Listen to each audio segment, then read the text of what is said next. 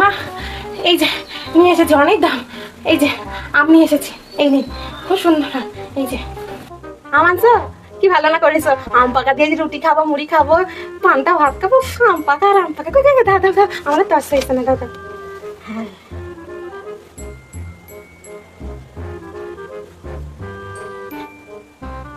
বৌমা, এ কি আম এনেছো? তোমার কি চোখে নেবা হয়েছে নাকি?